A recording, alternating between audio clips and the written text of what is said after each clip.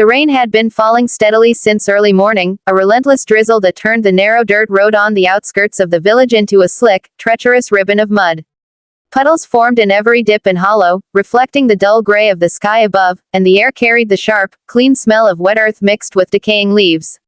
Most villagers had long since retreated indoors, the shutters closed, fires lit, and kettles boiling, leaving the world outside silent and dripping. Only one small figure moved through the damp, deserted street, a little girl, no more than 8 or 9, her oversized sweater hanging loosely over her frail frame. Her dark hair was braided into 2 tight plaits that swung against her shoulders as she walked. She carried a small, empty tin bucket, holding it carefully as she navigated the slippery road. Her movements were cautious, precise, as if she had learned that a single misstep could bring disaster, or at least draw unwanted attention. Everyone in the village knew her as the mute child. Her silence had always been a source of fascination, curiosity, and, for some, unease. No one remembered the exact moment she had stopped speaking. Some said she had never spoken at all, while others whispered of a terrible trauma in her early childhood that had stolen her voice. Regardless of the reason, she had grown accustomed to a life of quiet observation.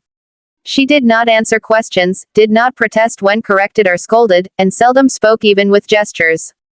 Her eyes, however, spoke volumes. They were large, dark, and intelligent, taking in every detail, every movement, every expression of those around her.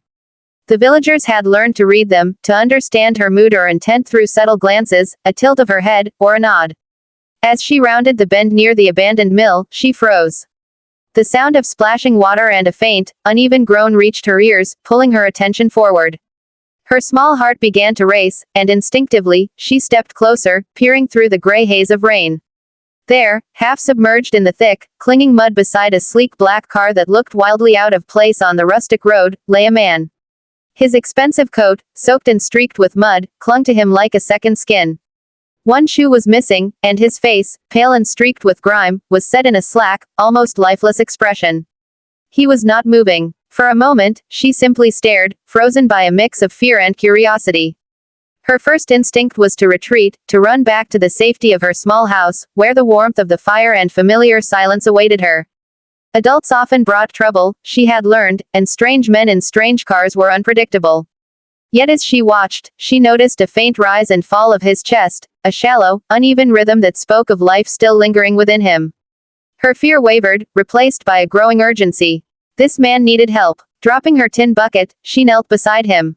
The mud sucked at her knees and hands, but she ignored it, focusing on the man's wounds. His forehead bore a nasty gash, from which blood had begun to mingle with the rainwater, streaking across his face in thin rivulets. His breathing was shallow, labored. She had seen sickness before, seen pain in others, and though she did not understand the medical terms, she understood care. Gently, cautiously, she pressed her small fingers against his wrist. Her touch was tentative at first, then firmer as she confirmed the pulse, weak, but steady. Relief washed over her, mingled with fear. He was alive. The girl's mind raced. She looked around desperately. The mill loomed silently behind them, abandoned, empty. No houses were visible along the muddy road. There were no familiar faces to call for help, no warm hearth to run back to for assistance. The rain fell harder now, drumming on her head, soaking her sweater and dripping into her eyes, but she paid it no mind. The man needed her help, and she knew she could not wait for someone else to arrive. With a determination that seemed far beyond her years, she began to tug at his arm, trying to pull him out of the deepest, most treacherous puddle of mud. Her small hands slipped repeatedly, sinking into the thick sludge, her knees slick and unstable, but she did not stop. Inch by inch, with gritted teeth and unyielding resolve, she pulled him free, lifting his head, adjusting his limbs, and trying to keep his body from sliding back into the muck. Her arms ached, her back strained, and her fingers were raw from the effort, but still, she persisted. When she could move him no farther, she tore a strip from her oversized sweater and pressed it firmly against the cut on his forehead, hoping to staunch the bleeding. Mud and rain had turned her makeshift bandage into a sodden, ineffective mess, but it was all she had. She stood then, wiping the muck from her hands on the hem of her skirt, and glanced around. She had to act fast. There was a clinic several miles down the road, though it was little more than a small building with a few beds and an overworked nurse. It was her only hope. She ran. The rain lashed against her, turning her braids into wet, sticky ropes against her shoulders, but she did not slow. She ran as she had never run before, her small legs pumping furiously, boots squelching in the mud. Her heart pounded in her chest, each beat echoing the urgency of the moment. She reached the clinic, breathless, water streaming down her face and soaking her clothes, and burst through the door. The nurse, a tired woman with sharp eyes, looked up from her work and froze at the sight.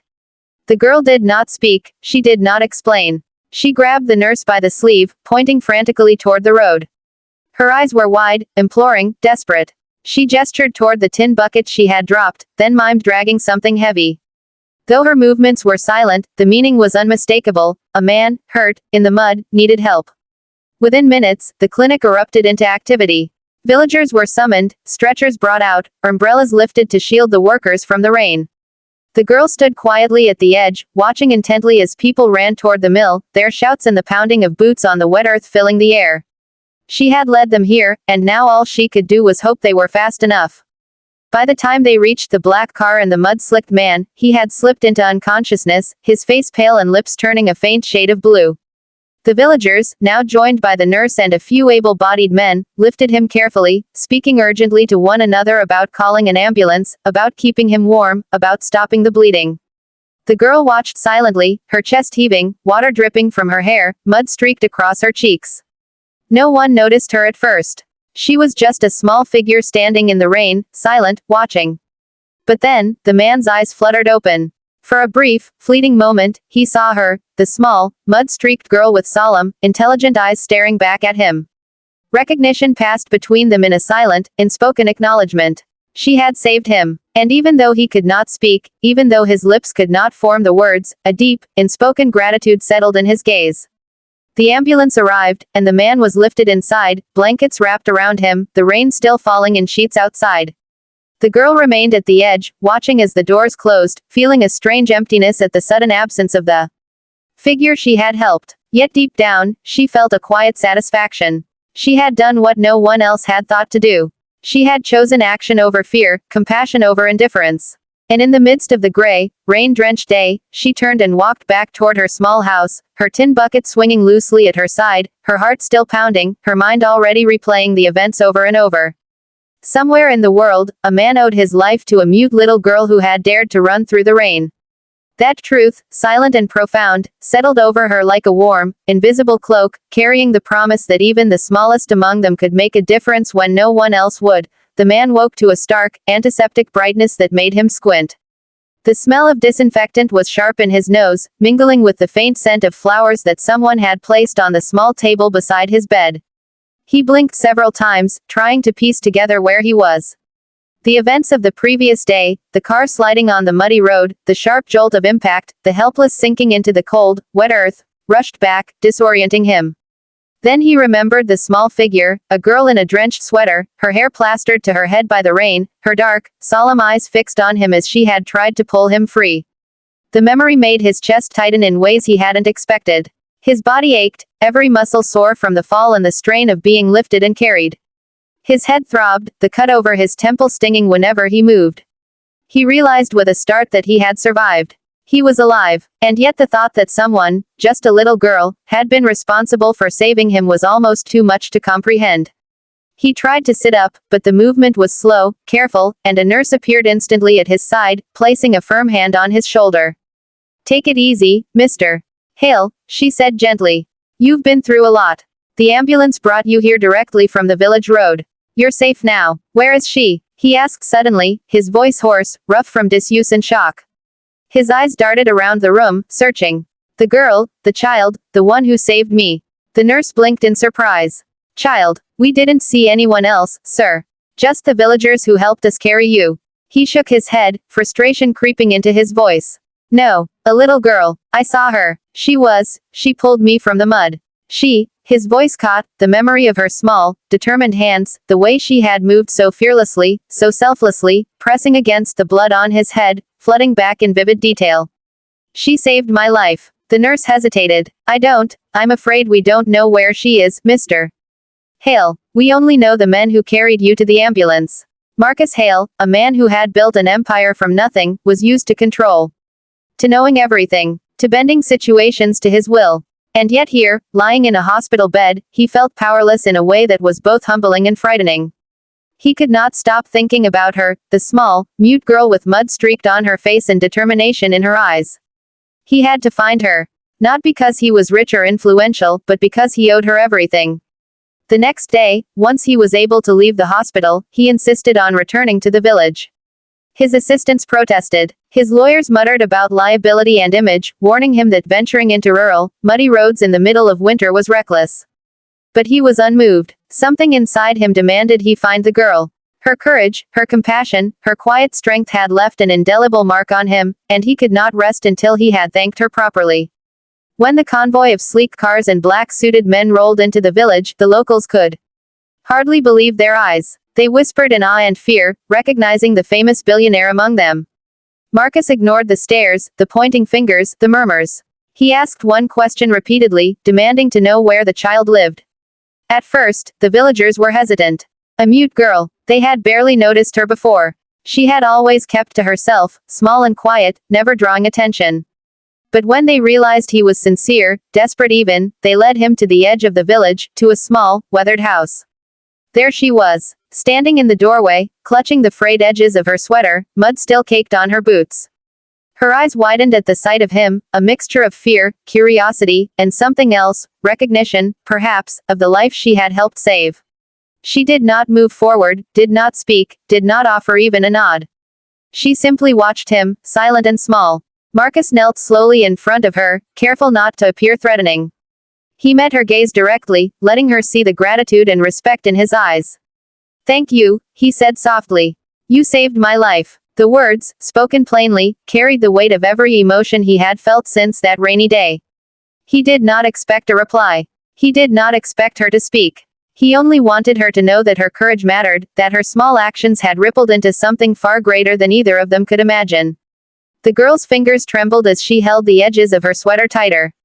Her dark eyes, large and searching, seemed to measure him, to decide whether he was dangerous or safe, whether she could trust him. Slowly, ever so slowly, she took a step back, then another, her movements hesitant. She did not speak, but she did not retreat entirely.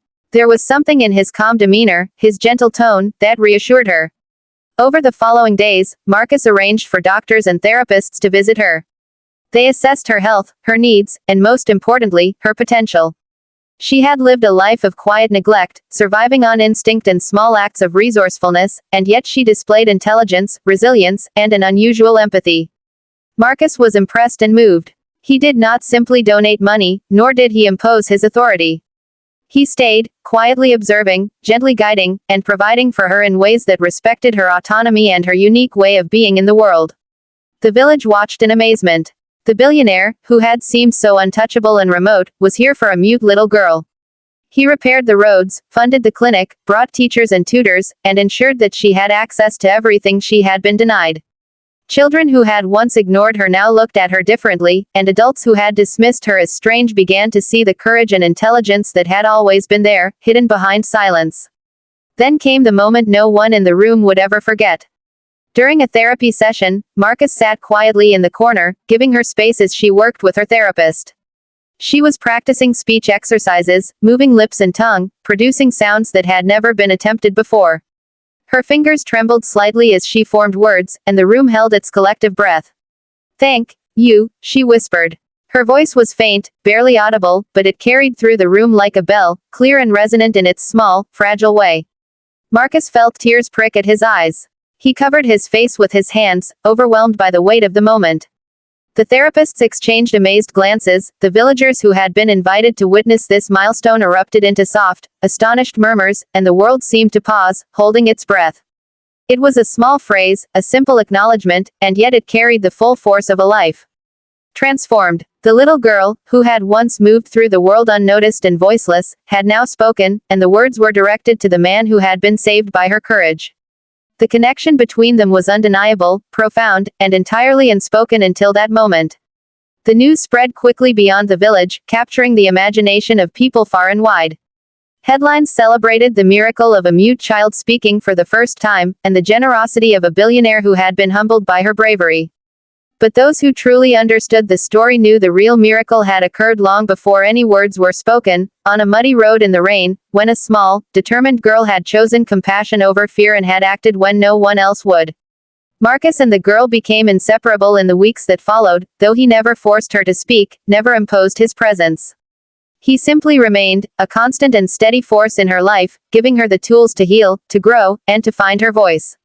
Slowly, gradually, the girl began to trust the world in ways she had never dared before, and in doing so, she revealed to him, and to everyone who knew them, that true courage and compassion often come in the smallest, quietest forms. And so, in a small village on the edge of nowhere, a mute little girl and a millionaire forged a bond that defied expectations, transcended wealth and status, and proved that even in the darkest, muddiest moments, light could emerge, and it often came from the most unexpected places.